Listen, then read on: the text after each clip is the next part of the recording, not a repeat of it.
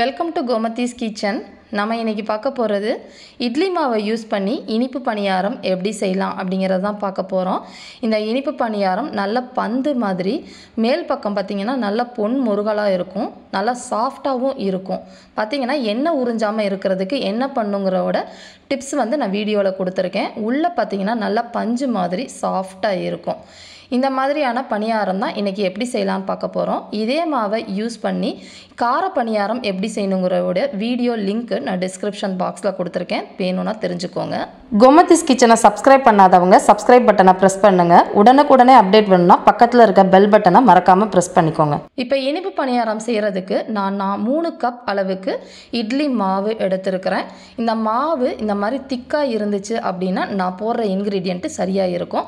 Suppose தண்ணியாக இருந்துச்சுங்கன்னா கொஞ்சம் அதிகமாக சேர்த்துக்கோங்க.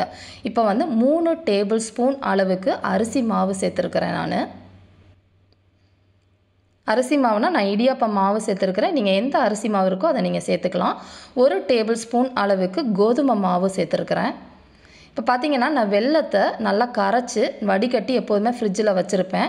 இப்போ 3 கப்புக்கு பார்த்தீங்கன்னா 3/4 கப் அளவுக்கு வெல்லம் தேவைப்படும்.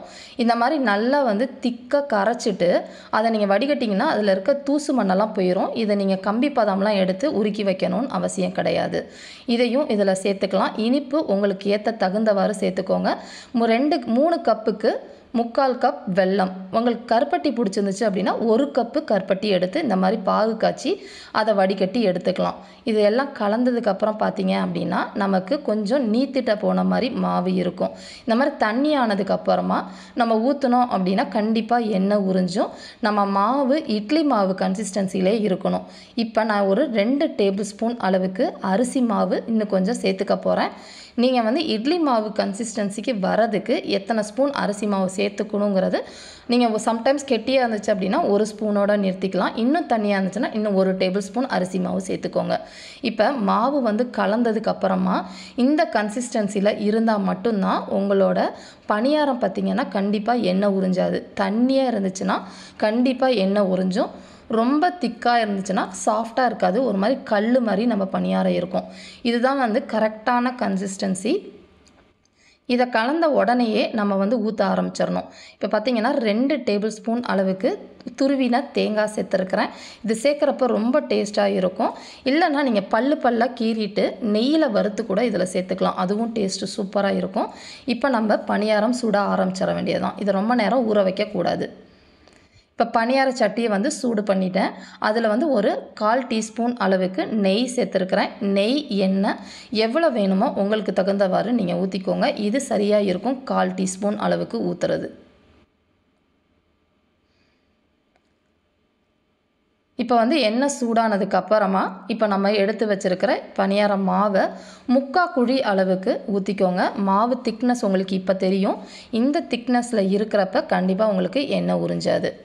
இப்போ எல்லா குழியிலையும் இந்த மாதிரி ஊற்றிக்கலாம். நீங்கள் முழுசாக ஊற்றுனீங்க அப்படின்னா நம்ம வெந்ததுக்கப்புறம் திருப்பி விட முடியாது.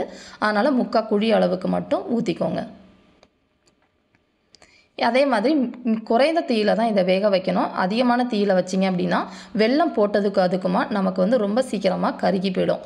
அதனால் குறைஞ்ச தீயிலே ஒரு சைடு நல்லா செவந்ததுக்கு அப்புறமா நம்ம இன்னொரு சைடு இந்த மாதிரி மேலே மாவு இருக்கிறப்ப திருப்பி போட்டிங்கன்னா தான் உங்களுக்கு நல்ல பந்து மாதிரி உங்களுக்கு தோற்றம் தெரியும். இப்போ எல்லாத்தையுமே இந்த மாதிரி திருப்பி போட்டுக்கலாம். பார்த்தீங்கன்னா தெரியும் நம்ம நல்லா செவந்து வந்திருக்கு. இப்போ அடுத்த சைடும் இதே மாதிரி நல்லா செவந்து வரணும். இப்போ இருக்கிற எண்ணெயே நமக்கு தாராளமாக போதும். அந்த சைடும் நல்லா வெந்து வந்துடும். பாருங்கள், 2 சைடும் நல்லா வெந்து பந்து மாதிரி ஆயிடுச்சு. இப்போ நம்ம எடுத்து பேப்பர் டவலில் வச்சுக்கிட்டோம் அப்படின்னா இருக்கிற கொஞ்சம் எக்ஸ்ட்ரா ஆயிலும் அதில் உறிஞ்சிடும். இப்போ எல்லாத்தையும் எடுத்துடலாம். இப்போ நான் எடுத்துருக்கிற மாவுக்குன்னு பார்த்தீங்கன்னா உங்களுக்கு 25 பணியாரம் கிடைக்கும். இப்போ பாருங்கள், அடுத்த பேட்சும் போட்டு எடுத்துட்டேன். ரொம்ப சீக்கிரமாக வேகமாக செஞ்சு முடிக்கிற ஒரு ஸ்நாக்ஸ் இது. வீட்டில் இருக்கிற மாவை வச்சே செஞ்சிடலாம். நல்லா சாஃப்டாக எப்படி இருக்குன்னு பாருங்கள். சூடாக சாப்பிட்றப்ப செம்ம டேஸ்ட்டாக இருக்கும். இந்த வீடியோ பற்றின கருத்துக்களை கண்டிப்பாக கமெண்ட் செக்ஷனில் போஸ்ட் பண்ணுங்கள். வீடியோ பிடிச்சிருந்துச்சு அப்படின்னா லைக் பண்ணுங்கள், ஷேர் பண்ணுங்கள். மறக்காமல் சேனலை சப்ஸ்கிரைப் பண்ணி வச்சுக்கோங்க. தேங்க்ஸ் ஃபார் வாட்சிங்.